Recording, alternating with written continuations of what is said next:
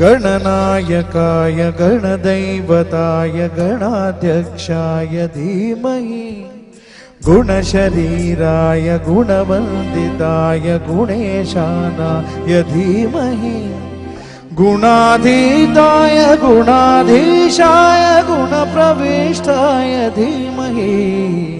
एकदन्ताय वक्रतुण्डाय गौरीतनयाय धीमहि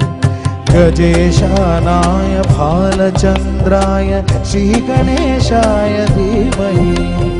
एकदन्ताय वक्रतुण्डाय गौरीतनयाय धीमहि